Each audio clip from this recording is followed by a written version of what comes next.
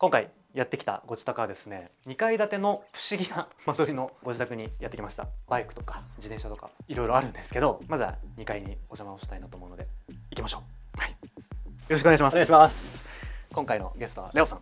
はい、レオです。お願いしお願ます。いします。じゃあレオさんについて簡単にちょっと自己紹介をお願いしてもいいですか。今インテリアのスタイリストのアシスタントっていう形で勉強させてもらってるんですけど、久保川克也さんに指示して、弟子として、しばらくやらせてもらっていて、ちょうどこの4月で独立させてもらえることになって、そこからスタイリストとしてやっていこうと思っています。このご自宅、はい、これはまずどういうご自宅なんですか。おばあちゃんがテーラー辞めて、クロスとか床とか全部一応きれいにして賃貸として出てきたっていうタイミングで僕が入った物件ですね。間取りでいうと 1DK になるんですか。 1DK ですよね。多分仕切りがないんですけど1DK っていう気分で使ってます。一応住居として考えるとそういう感じなんですよね。この物件が1960年に建てられた物件で、階段の古い感じというか、あれが本当の姿なんですよ。でもその上からこのちょっと安いダッサいクロスを貼ったり最低限の投資で賃貸用にきれいにしたみたいな状態だったんで、1960年のこの家の本来のダサい感じっていうか、ちょっと若者的なエッセンスも入れて、ダサいけどちょっとかっこいいかなぐらいのニュアンスで作っていきました。そっか、じゃあフローリングも張り替えたというか上から敷いてる感じなんですか。上から敷いてもう釘で打っちゃってるんですけど。そうなんだ。完全に自分で切り出して着色してオイルで染み込ませてみたいな。これめっちゃ大変じゃないですか。もう今絶対やりたくないです。絶対やらないですよね今は。ここは寝室とかベッドになるんですか。一応寝室兼クローゼットがないんで、上のスペースを活用してクローゼットっぽくしてるって感じですかね。狭い家でベッドっぽく作り込もうと思ってもどうしても限界があるんで、逆にこのファブリックもなんか存在感のない無地のグレーみたいな感じで、時にはこうやってソファーとして使えるような感じもイメージしつつ作ったって感じですね。これブレスのケーブルジュエリーっていう、それを僕はなんか上のシーリングの電源をコンセントに変換して吊り下げてるって感じで、さらにここも延長してこのベッドの上でちょっとスマホ見るとか使えるようにしてます。すごい。この変換のプラグはいわゆるブレスとは別で、もう全然パナソニックとかその辺でアマゾンで買えるような変換プラグ買って、これサスクワッチっていうブランドから出てる、ベトナム戦争に反対するためにベヘイレンがニューヨークポストかなんかに岡本太郎が書いたこの殺すなっていう文字を載っけたんですよ、広告として。それをサスクがコレクションに採用したっていうジャケットになってます。で何を言ってるかっていうと、こっちにも話がつながってくるんですけど、これステンディングカレンダーって言って2022年1月29っていうのが丸してあるんですけど、これが大怪我した日で、これ卒生で作ってるテレビを作業中にこのステンの板の上にぐさっていって、怖っ。救急で運ばれたんですけど、ですよね。こう言ってたら死んでたよって言われて、怖っ。そういうのも含めてもう殺すなっていうのをこの自分の戒めとしてこれを忘れないようにアート的に飾ってるって感じですね。くしくも僕の父親の誕生日です。これしかもうちのおじいちゃんも一緒なんですよ、誕生日。本当ですか。1月19日、そこは気をつけた方がいいです。気をつけましょう。これニーチェア X になってて、ニーファニチェアっていう、当時のオリジナルのニーチェアになってますね。若干ステッチが違ったりフレームが違ったりとか、形は同じなんですけどディティールが若干違います。定めるんで使う時だけ出せばいいやっていうのが便利ですね。どうですか、座り心地とかは。過不足ないです。そんなに感動はしないですけど、人が来た時に出したりとか。そうですね。はい。これもセルジ・ムーユっていうデザイナーがデザインしたランパデールっていうスタンドライトですね。これもニーチェア的な細かいこだわりで、旧ロゴのイデなんですよ。今イデ自由が丘にあると思うんですけど、南青山の岡本太郎宅の隣にあった時のイデのプロダクトで、なぜかこれが良くて探して買ったっていう。結構あるもんですか。いや、これ全然出てこないんですよ。そうですよ。はい。ここがご自身が卒生そうです。卒生でデザインして作るのまでやったっていう。テレビって電化製品として最新に見せるみたいな進化の仕方をしてるんですけど、薄くすることだけが正解じゃないんじゃないかみたいな奥行きを持たせて、ウッドで作ってあげて家具的な要素も入れたいなと思ってデザインしましたね。ここに載せてもらったんですけど、このウッドの奥行きのあるフレームをディスプレイが貫いているみたいなイメージでデザインしてます。この上の部分にディスプレイが入ってて、こっちはスチールのスタンドになってます。それが一体化しているように見せたかったっていう意図があります。これ山水っていう日本の昔のブランドで1960年ぐらいに発売されたものなんですけどね。まさに先ほどのテーマみたいにこの家の当時の年代のちょっとダサさを取り戻すみたいなイメージで配置しました。これもともとなんかサスペンダーテーブルって言って、レザーで3枚の板を留めるっていうプロダクトなんですけど、自分でヌメ側にしてちょっと長めにしてみたっていうのをカスタムしちゃったんですけど、へ岩本光大さんってデザイナーのえ。今もう売ってないですけど、これブナコっていう青森の伝統工芸的なやつでコイルにした木の薄いテープをなんかそうみたいにそうになってるんですよっていうちょっと面白いプロダクトです。へえ。しかも結構軽いんですね。結構軽いです空洞なんで。うん。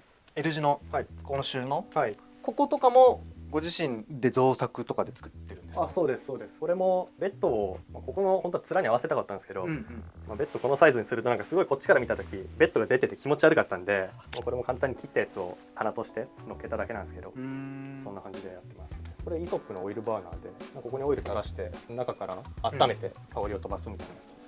これはナイトカラフェ的に置いてあって、このデュラレックスの、めっちゃ有名なここがなんかそのグラスの形になってるんですよ。あ、本当だ。これちょっと面白いなと思って。そうなんですね。そうなんです。ココットっていう商品なんですけど、へえ。セルジュムーユのシリーズであっちのスタンドと合わせたっていう感じです。これもイデーからじゃ出てる。あ、そうですそうです。そうなんだ。これは何ですか？スマホ充電するやつなんですけど、あー置いてネイティブユニオンっていうコードとか出してるとことあとトム・ディクソンはい。がコラボして出てきたやつなんですよ。へえ。なんかワイヤレス充電系めっちゃダサいもの多くないですか？めっちゃそうですよね。これでもいいですね。これそうなの、アルミの削り出しでかっこいいですね。でこのも。スケルトンの感じもいいですよね。うん。アイウェアとか、まあ今日もねかけてらっしゃいますけど。これエンダースキーマのやつにレスカのヴィンテージ1964ってやつとデュパール、これが一番気に入ってて、はいはい。東宝シネマズの 22SS ぐらいの 3D メガネ聞いたことない。これめっちゃ形いいんですよ。これパクったわけじゃなくて、はいはいコロナでなんか持って帰ってよくて夏とかめっちゃかけてあ、た。そうなんだ。ちょっとなんか視界がレインボーになるんですけど、あれ、レインボーになる。めっちゃいいです形。これはどういう感じで垂らしてらっしゃるんですか？アトリエ線香のスタンドなんですけど、垂らす棒が売っててセットで、ここピーッと1本通したんで、じゃあ下からなんか通そうと思ってこの名作の CD プレイヤー黒ちょっと前まで出てたんですけど、もう今廃盤で買えなくて。そうなんだ。ちなみに結構音楽とかも普段聞かれます？こんだけ言っといてほぼ聞かないです。あ、そうなんだ。あんま音が鳴ってるのが好きじゃなくて、あ、一緒だ。プロダクトとして買ったみたいな、なんか集中できないですよね。そう集中できなくて、もう僕も本当ここ 1,2 年ぐらいまともに音楽ディグって嬉しいです。なんかいつあんもまいないですよ。がっかりされるん少数派ですよね。そうなんです。これ多なんでみたいな。分。そうですよね。嬉しいです。一緒だ。これアラジンの鳥かごっていう電気ヒーターなのにちょっとガードがストーブっぽくて気に入ってて、これも自分で塗っちゃっててカスタムしたんですけど、はい。物件的には冬場とかどうですか？ちょっと寒かった。最悪ですよ。めっちゃ寒いですよ。やっぱ寒い。1960年築の木造なんで、グランピングの次ぐらいのレベルです。じゃあもうこれはヘビロテで。ヘビロテで。冬は石油使えないんですよ。なんか木造でこの辺燃えるとやばいとか。確かにやばいか。なんでもエアコンと電気系でしかわかんない。なるほど、そうなんですね。これ E&Y ってブランドのディスプレイシェルフっていう商品です。本当はこれフラットになるんですよ。広げてこの棚で固定してるっていうちょっと説明むずいんですけど、なんでこれがプライウッドのしなりによる曲線ですごい綺麗なんですよ。そうなんだ。はい。さっき上がってもらったこの階段幅420ぐらいしかなくて、めっちゃ家具限られるんですよ。確かに上に上げれるやつが。それもあってこのなんかフラット系の家具がなるほど鎮座して。そうなんですね。はい。これも本当はマグネットでクリップつけるネズミなんですけど、釘にしてちょっと戦闘力を上げてます。で釘なんでこれ倉俣史郎のハンマー横に置いてみたり、なんか柳宗理がデザインした亀車って言ってタイヤを BBS っていう有名なホイールに変えてるんだ。ちょっと柳さんが見たら怒られるやつなんですけど、これもともとプランターではないですね。プリンサーハっていう、これプランターに使えんじゃねえと思って蓋開けて土入れたら見事に。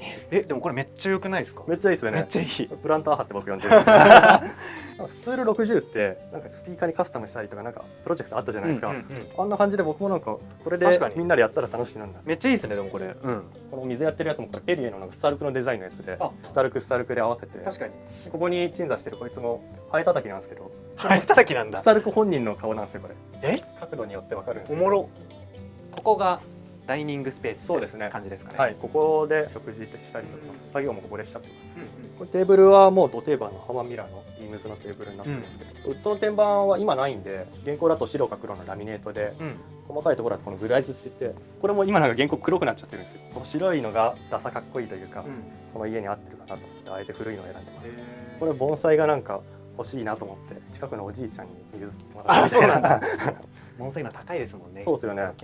あとこれもちょっと見たことあるけど違和感を感じる方が多いと思うんですけど、これビトラから出てるオータイディっていうプラスチック一体の、僕好きなんですけど、ちょっとプラスチックだとカジュアルかなっていう時に陶器だったらいいなと思ったんですよ。旅行行った時にはい陶芸体験で作りました、若干本当はこういう細かいところとか最後おじいちゃんが仕上げるんで違うんですよ本家と。はいはい。そこも細かく「いやこうしてください」って言ったんですけどそこまでやってくれなかったですさすがにそこまで聞いてくれなかった。これで半年ぐらい経ってから届きましたね。チェアはリッツウェルっていうブランドなんですけど、これ全くリッツウェルっぽくないんですよ。なんか色塗っちゃったり削ったりカスタムしてるのもあるんですけどすごいこの横からのシルエットが気に入っててって感じですかね。これ IKEA なんですよ。なんかくしゃくしゃにしてあそうですご自身で形を。そうですそうです。もうフラットになるんで、うん輸送コスト的にもすごい優れてて IKEA の中の名作だと僕は勝手に思ってるんですけどこっちはぺっちゃんこめにこっちは立体的に作って2とぶら下げてるって感じです。このコンソールがアボードってところの庄司っていう商品なんですけど、組み木で全部組んであってシンプルな造形なのにすごい作りこだわっているのがこれは謎の陶器の玉で高円寺のドマってところで買いました。一応穴開いてるんででも水入れたら絶対抜けないと思ってそうですよね、抜けないですよね。ドライをさしてます。うんこれプレゼントでもらったものでバームってよくあると思うんですけど、ここの仮木の端材で作られてるらしくてあ、らしいですね。結構ルームスプレー的に使ってますね。これドラセナのコンパクトってやつで、丈夫だからっていうぐらいの理由でなんですけどこの収納とかディスプレイというかこれは何ですか？実はウーテン紙をコンセプトにした服なんですよ。中目黒のダンっていう。あ、本当になんだ。そうなんですそうなんです。へ結構気に入ってて色違いで持ってるんですけどそうなんだ。本当に収納として重宝してますね。これオリンパスの OMD ってやつでミラーレスでミラーですか？はいへー。重いんで持ち歩かないですけどあ、重いね、持ち歩かない。また1階にちょっと行きたいなと思うので、案内してもらってよろしいですか？ゆっくり気をつけてください、これが元々のご自宅？あ、そうですそうです。先ほど紹介したそのテーラーの姿で物件を見つけて Google マップを遡ったら出てきた画像です。へこれがおばあちゃんでー。まあギリギリありますね。この辺多分オーダーの服みたいなの作ってたんでしょうね。へー。ということでじゃあ降りていきます。1階に、はい。ここも頭打つんで結構急ですよね。1階にやってきました。はい。1階は今どういう感じで使われてらっしゃるんですか？玄関兼ガレージ兼キッチンって感じですすごいですよね。この辺特にバイクも2台あって、その乗り物大好きでどうしても家に入るとなんか雨に濡らしたくなくて入れちゃうなんか癖があって、これスネークモータースっていうメーカーで K16 っていうバイクなんですけど、リジットフレームって言ってサスペンションが後ろついてないんですよ。昔の作りを最近作ったメーカーみたいな、もう今ないんですけど、これはスーパーカブっていう鉄カブって言ってちょっと昔のカブなんですけど足として使ってます。お仕事の時はバイクで移動されることが多いんですか？車が一番多いですね。やっぱ家具積むんでプライベートな移動をバイクでしてるって感じです。ご自身的にこうバイクの魅力みたいなどういったところですか？バイクってやっぱエンジンがあってフレームがあってもこんだけで成立してるのに、こうちょっとひねったら人間じゃ絶対出せないスピードで進むんですよ確かに。それってなんかやっぱすごい気持ちよくて、そのスピード感をコントロールできるっていう、操ってる感とかがすごい好きですね。これ昔のなんかトライアルバイクで、BMX というよりなんか BMT みたいに呼ばれる方なんですけど、 ET っぽくちょっとカゴをつけて昔のこれ明治の多分ミルククレートみたいなやつなんですけど、BMT とか結構普通に流通してるものですか？いやあんまないですね。これゴツゴツの道を走るんで、ギアがめっちゃ軽いんですよ。街で超使いにくいっていうかそうなんだ。これ電動ボッコのデッキでこれが電動ボッコデッキなんて出してるんですか？そう2002年だったか限定で出したやつで、これはなかなか手に入らないですけど、これなかなか乗ってないですよね。そうですよね。乗っていいのかもわかんないですよ。わかんないですよね。はい。結構スニーカーとかもたくさんありますけど、僕服でもそうなんですけどインサイドアウトっていうのが大好きで裏返し系、はいはい、この辺のラベルとかも外に出てて気に入ってますね。これも普通のオーセンティックをちょっと脂肪側仕様で、ドレッシーにも使えて気に入ってますね。ちょっとカチッとしても合わせられるっていうか、これ今もあるんですけど無印から出てて多くのやつをなんか外に放置して深みを出したっていうかエイジングさせました。こっちが家電というかね、まあキッチンにつながってる部分ですよね。はい。これはもう自分で作ってここにはめ込んだって感じなんですけど、階段下のスペースを有効活用しようと思って作りました。これ真ん中のは真鍮で、ここがないと荷重的にちょっと支えられないんで、家電も割とこだわって選定してらっしゃるような気もするんですが、そのあたりいかがですか？なるべく悪目立ちしないように、かつ全体を見た時にバランス取れるようにしてて、あとコードが見えるのがすごい嫌いで、全部ここから出てるんですけど間を通したりして、なるべく本当は自分で設計した家とかだったらこの辺にコンセント作ればいいんですけど、賃貸だとやっぱそこがすごいネックだと思うので、お酒飲むのも好きでお酒によってグラス変えながら家でお酒を飲んでるって感じです。これ上で見ていただいた時計とかもそうなんですけど、これもシリーズのガラスバージョンって感じで、紙をくしゃっとしたテクスチャーをガラスで表現してるっていう商品ですね。これ普段使うカトラリー？そうです。カトラリーをドライバーっぽくて工具っぽくちょっと修正してます。これなんかでかい家具とか買って段ボールの角にある梱包材っていうか、梱包材か。なんか使えそうだなと思って。強度あるけどやっぱ紙なんで加工も加簡単で、工しやすい。はいうん、全部プチポールってところで揃えてます。プチポールのカトラリー、ここが切り替わってる、ここが金属っていうのが多いんですけど、これ全部金属っていうのが気に入ってます。まあこれいわゆる多分賃貸最低スペックのキッチンなんですけど、作業どこですんだよみたいな感じだったんで、天板は作ったんですけど、電気コンロみたいなやつを使う時だけ出すようにしてます。あれここもこの分出したって感じですね。なので結構この作業スペースが確保できたっていう。確かにこれあるかないかで意外とここがだいぶ変わるんですよやっぱ。あとこれ段ボールのどうですか。あ、そうなんです。まあ一応ここがもともとテーラーっていうのもあって、まあ、一番玄関のこの位置にテーラー要素を残してあげたっていうのと、まあこの段ボールのこの感じがバイクのエンジンの形状に似てるんですよ。これグラフィオっておちょっと変なものが多いみはたいないはいはい。買ってます。あ、そうなんだ。もともと何だったのか僕も分かってないんですけど、組み立て式なんですけど全部こうやって。そうなんだ。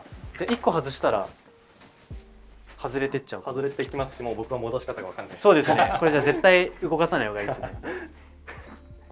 まあという感じで、はい、結構一通りこれでお部屋については聞けましたかね。そうですね。たくさんお話ありがとうございます。ありがとうございます。はい。最後にせっかくなんで何か皆さんにお知らせしたいものとか告知したいものとかあればしていただければと思います。そうですね。ちょうどやっぱ4月から独立させてもらうんで、ぜひその撮影の案件とかありましたらじゃんじゃんやりますんで、はい、プリンサー派に草植えるんだみたいなもう正統派の知識はもちろんですけど、まあ、そこからなんかひねるとかカスタムするとかがすごい得意なんで、ぜひそういうところも含めてお願いします。どういうそれがきっかけで働くことになったんですか。もともと久保川さんが大学の外部講師的なポジションで大学に取られてて、そこで出会って、まあ、僕はそこまでプロダクトデザイナーっていう方向性で見てたんですけど、スタイリストっていうのをそこで知って、なんだこれはと思って、まあ、そこからですね。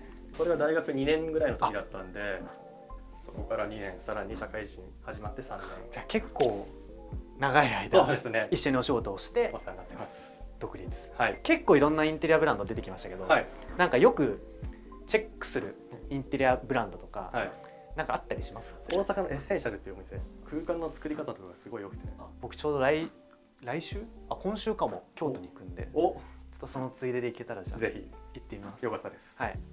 そうだとちなみに結構その空間を作る上でこれをやったらこうかっこよくなるじゃないですけど、はい、なんかやりやすいものとかなんかあったりします？ご自身が作ってて。学生とかここ学生で住み始めたんで、あんま大きい家住めない人が多いと思うんで、まあ、そうなった時にどんだけ床の面積を減らせる、床の占領面積を減らせるか、はいはい、まあこれとかも全部そうなんですけど、壁と天高をどう使うかっていうのが結構キーになってくると思うんですよね。まあ、あと逆にそういう狭い家だとなんか広い家で全部じゃあ部屋になんか生活感あるのを突っ込んでかっこいい家具だけ置いとけば当然かっこよくなるんですよ。そうじゃなくて全部なんか掃除用具とか、まあ、そのカトラリーとかも収納場所もないから見せなきゃいけないってなるとなんかそこからかっこいいものを揃えるようになるんで、まあ、逆に狭い家とかそういうなんかまあ学生でもそれをポジティブに捉えてやっていったらいいと思います。そういう家だからこそそういうちょっと雑貨とかちっちゃいものもこだわりを持ってこう選ぶとみたいな、まあ、鍛えられますし、そしたら自分も上がりますよね。はい、ぜひ気になる方インスタグラムとかやってます。はい、はい、ぜひチェックしていただければなと思います。